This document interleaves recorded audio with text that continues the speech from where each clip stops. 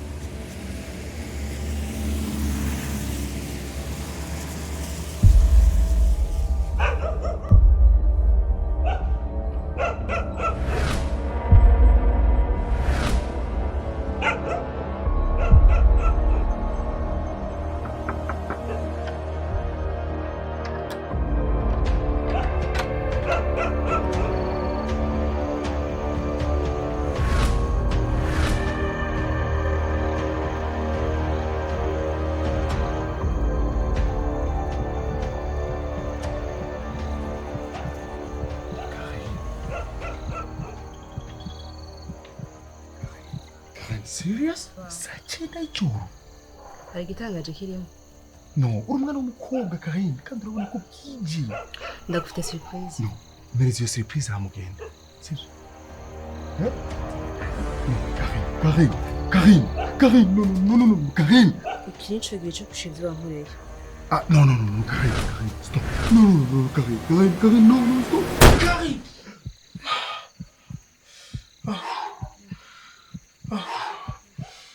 Karine. Sheri Karine nini?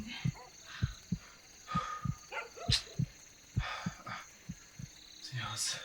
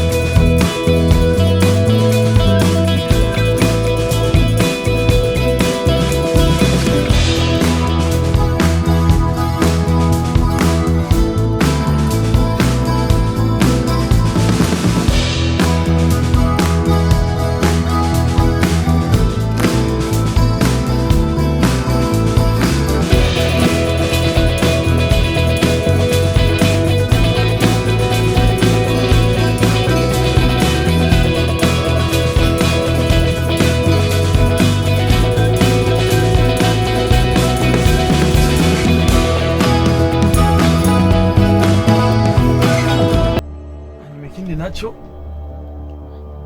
turiko naki nduga ngo ryahaye igitaro kirimo makaratasi sarakwiye nta kibazo na kimwe. Okay.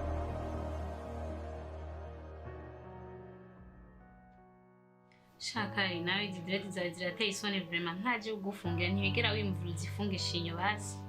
Aheba yakungurira ubwenge nta mwenda bironkera. Nagira nsohoke basi bawe ndabifunga. Oya vraiment turibwiriza basi urafunga kubera izi ni dread si menshi. Yo!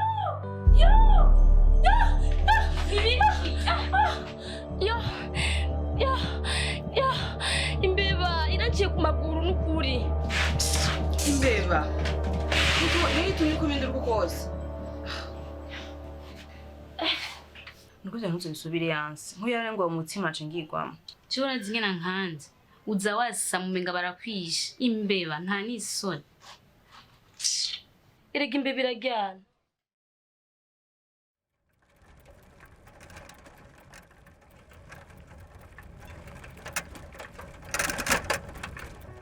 Kuru busutwa ngaho. Kari. Ari umuntu akurondera kwibarabara. Yaje ni modoka ngo aragukeneye. Kuno musi tamu dufitane gahunda. Je ntawenzi avuze ngo sohoka ngo mugende ngo muvugane ngo kandi ngo arihuta gira gende.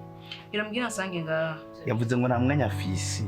Ahubwo ngo nyaruka gira gende ngende muvuganye.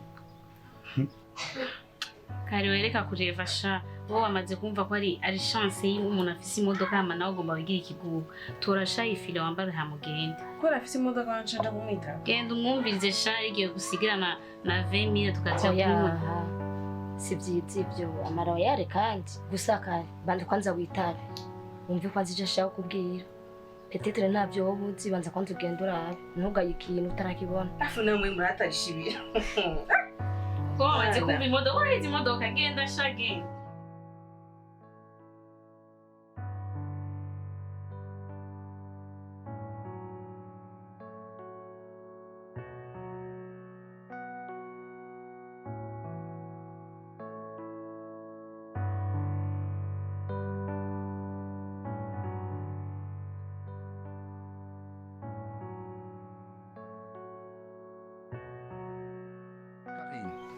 Amakuru y'imyaka bize neza.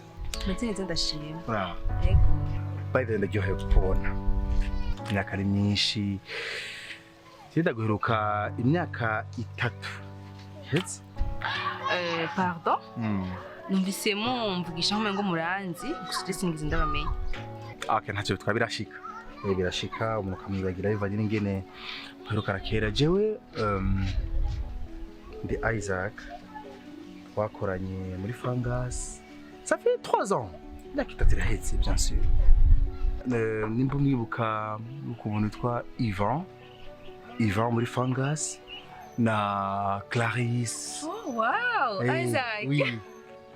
Chenda kumenya ni waravyibushe, fresheni zose, fresheni zose. Imyaka iragenda. Amakuru y'imyaka none. Ukuri bon. Je n'ukuri ni sawa. Isanda shima. Ahubwo kwanza mbwira, aho watoye gute? Sha. Kahe na hano haragoye. Hano haragoye burya. Kuko byansabye kugenda mbaza abantu bose hariya ariko Imana ishimwe yabikoze nahamenye. Nahamenye. Je rero nta n'umwanya mfise umwanya usa n'umperanye. Reka hari ikintu cyatumye ndakurondera. Hari nshaka tuzovugane twicare tuyage. So kugira rero kuri yuko umwanya umperanye nawe sindagutegereza umwanya. Ndashaka kwishanja nimero. Mfashe nimero ya telefone hama nzokwironderera ntacu. Ariko ntabwo ari ya WhatsApp, ni sanzwe. Ari na WhatsApp ufise? Ah bon? Okay, nimero zawe ndabona ni atari. Zindi z'abashini. Cyane kure nakuyubiwe. Itavuga bajya twakoranye sana kumenya. C'est vrai. Barahindutse cyane. Nako je ntakuyobeye wewe. Ko je nakwibagiye. Ingira sinigeze mpinduka. Abo. Sawa. Je rero urakoze ndibaza gisiganije nza ku rondera reka ndagushira amayinite. Ora amayinite uraza gukoresha mu kumpamagara hama